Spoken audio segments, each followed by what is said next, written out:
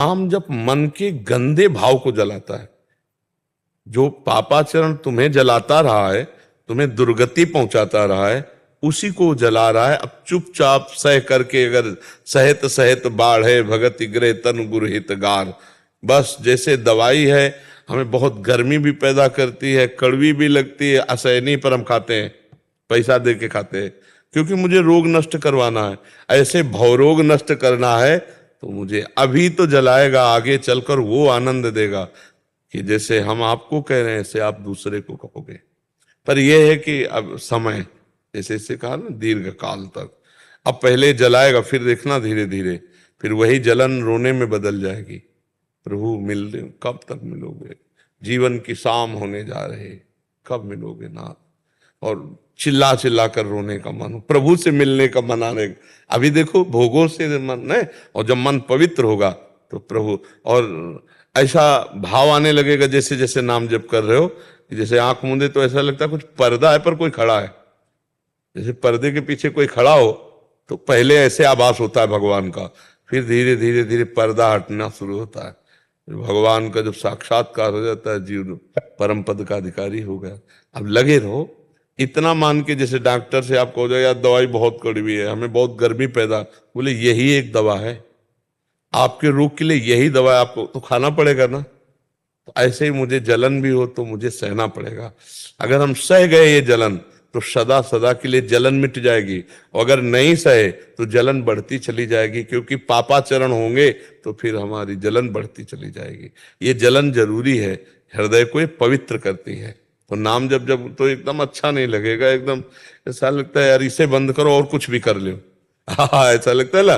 तो वो वही मन को, जो मन हमको गंदी बात, तुम देखो मन ने कितनों को जेल पहुंचा दिया, मन ही ने तो पहुंचाया है। मन ने कितनों की ऐसी दुर्गति कर दी कि पूछो मत, जिंदगी खराब कर दी। मतलब कितने लोग अपने शरीर को नष्ट कर लेते हैं, मन की ही तो खराबी हो गई ना। तो मन को ठीक करना ये नाम जब ठीक करेगा, जलाएगा। जितना नाम जप करोगे, देखो आप जब नाम जप शुरू करोगे तो गंदी गंदी बातें निकलती हैं, वो आ नहीं रही। आपको लगेगा इतनी गंदी बात तो हम वैसे नहीं सोचते जितनी इस समय नाम जप के समय सोचवा रहा है, सोचवा नहीं रहा। वो गंदगी जो जमा है अब वो निकल रही मन के अंदर से, अनेकों जन्मों की गंदगी जितना नाम जप करोगे वो निकलती दिखाई देती है। और जो कच्चा साधक होता है, सत्संग नहीं मिला तो सोचता है इतना गंदा तो हम सोचते भी नहीं, जहां भजन में बैठो सोई गंदा आने लगता है। नहीं, आने नहीं लगता, जहां भजन में बैठो सोई गंदगी जाती निकलती है बाहर, निर्मल मन होने लगता है धीरे धीरे। पर खूब अच्छे से नाम जप करे तब। महाराज ये नाम जप करते हैं, जब आनंद आता है तो लगता है कि मेरे नाम जप बहुत बढ़िया चल रहा है, बड़ी कृपा है कृपा है।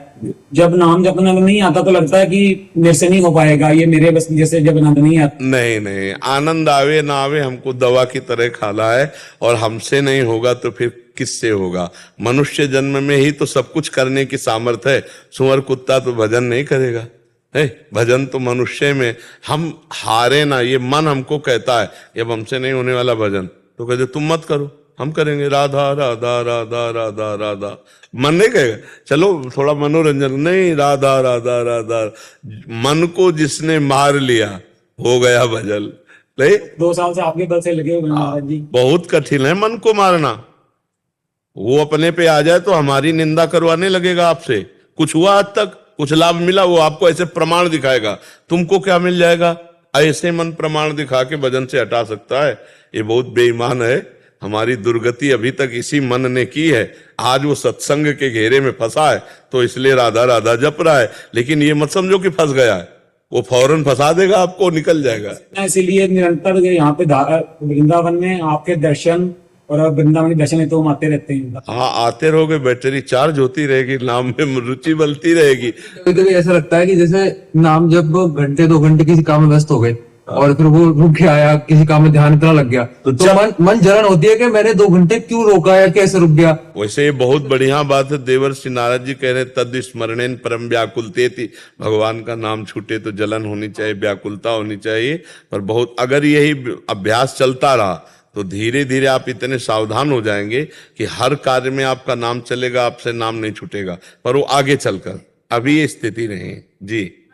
नाम जब करते करते कभी किसी काम में लग जाता है, छूट जाता है, फिर उसके बाद है ना याद आ जाता है तो रात दोबारा वापस चालू कर देते हैं नाम जप। हाँ, तो हमने बताया है कि जो समय नाम जब हम नहीं कर पाए, उस कार्य में लगे रहे, वो कार्य को भी हम भगवान को समय सहित समर्पित कर दें।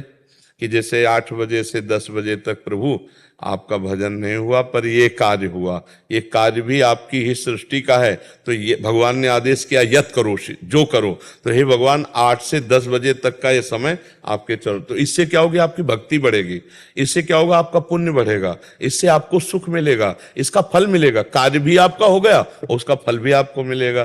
देखो भगवान की भक्ति में लाभ ही लाभ है। जैसे आपने आज ठाकुर जी को अमुक वस्तु का भोग लगाएंगे, तो अब आपने पूड़ी बनाई, सब्जी बनाई, खीर बनाई, ठाकुर जी को भोग लगाए।